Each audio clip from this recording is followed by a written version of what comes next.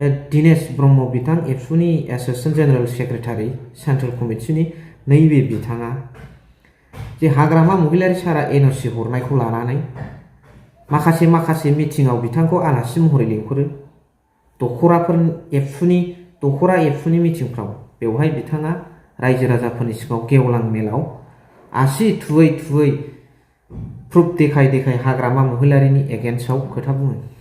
गोजौनि आयदाखौ नोजोर होनानै आंखौ बिथोन होनाय जायोदि दिनै 27 नभेम्बर 2016 मायथाइयाव बिटिसि सरकारा आसामाव थानाय आदिबासि आरो कच राजबंसि हारिनो एससि मोनथाय होनायनि जि मोनसे थिरांथा बेयो बिटिसि सरकारनिफ्राय फोरमान होनानै लेखा फरायथियै लेक्सार होयो।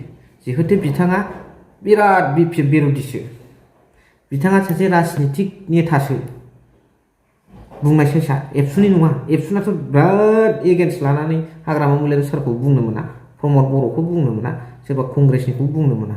बुंनांगौबा बिसोर गासिखौबो बुंनांगौ, निउट्रेल आफाद नालाय। नाथाय बिथांमोना हाग्रामा महिलारिखौ सैथारै एगेन्स्ट बादि गावसिनि एक्सट्रा पलिटिकेल पार्टिनि एगेन्स्ट बादि होनबाय। दा ओंखायनो आं बुंनो लुगैनाया बेल'नो, दिनेश ब्रह्म बिथाङा इउपिपिएलनि नेता, बे एबसुनि नङा बिथांनि थिंकिंआ।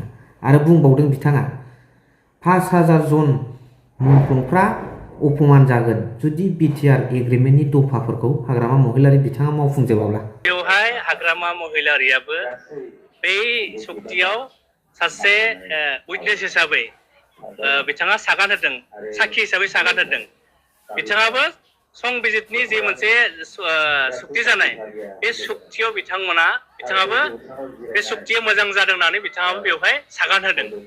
दिनै बिथाङा जुदि बिदि बुङोब्ला, जुदि मावफुङा होननानै बुंदोंब्ला, आं दिनै सानो जे 5,000 जोंनि मुंख्लंफोर जाय बर' हारिनि जेंनाखौ सुस्रांनो थाखाय जायफोर मुंख्लं जालांबाय, बै मुंख्लंफोरखौ बिथाङा एक नम्बराव लाजि फोनांनाय जागोन।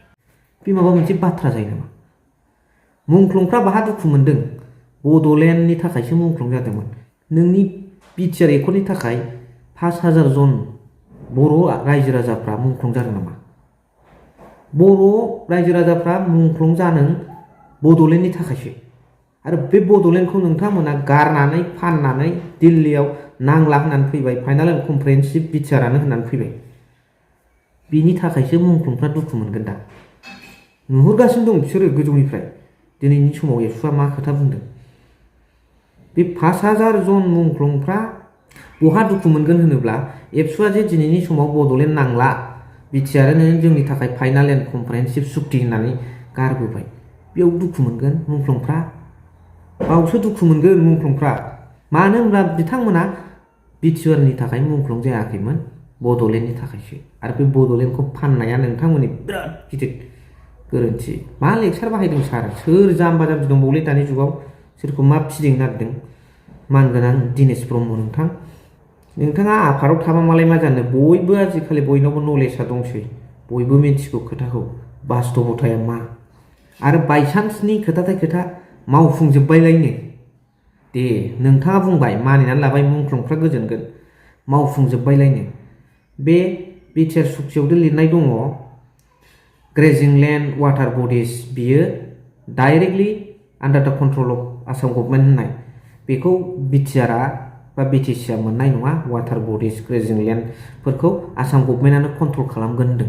जोंनि ओनसोलाव थानाय फोथार, दै जिं, दै सेरनि हा, बोरि बेफोरबादिखौ। होमब्ला जुदि बिटिआरनि दफाफ्रा गासिबो मावफुंजानांगौब्ला, बे दै जिंनि हा, फोथार सेर, जोंनाथ' बांसिन फ्राय फोथार लांदां दंलाजोबो मोसौ खालाग्रा गामिफ्राव, बा बियो आसाम गभर्नमेन्टआव थांजोबोबा बेखौ मोजां मोनसै। नों रायजो राजायाबो गोथाङै जायफोर दं बिसोरबो मोजां मोननाय नङा। जाय 5,000 मुंख्लं, बिथांमोनाबो बर' रायजो राजाफोरनि थाखायनो मुंख्लं जानाय नालाय, हानि थाखायनो मुंख्लं जानाय नालाय, बड'लेण्ड बर'फोरनि हानि थाखायनो। दा बिथांमोना बे हाया गोमायोबा, बिटिआर एग्रिमेन्टनि दफाफोरखौ मावफुंजोबनानै जुदि वाटार बडिज, ग्रेजिं लेन्डफ्रा गोमायोब्ला, दिनै बे मुंख्लंफ्रा नोंथांमोनखौ निमाहा होगोन नामा? निस्सय होनाय नङा। बर' रायजो राजायाबो खोथा रायलायनो फैदों। बा बड'लेण्डखौ गारनानै बिटिआरखौसो जायाखिसै सार, नोंथाङा बबे खुगाजों होनखो? बड'लेण्ड मोनाबा जों जिराया होननाया, नाथाय बिथांमोना दा बिटिआरखौसो गोसो होयो। बेनो जोबथा। बेयाव सोर दुखु मोना जानांगौ? मा सानो रायजो राजाफोर? कमेन्ट सेक्सनाव जरुर फोरमायहर। थेंक इउ भेरि माच फर वाचिं। लाभ इउ।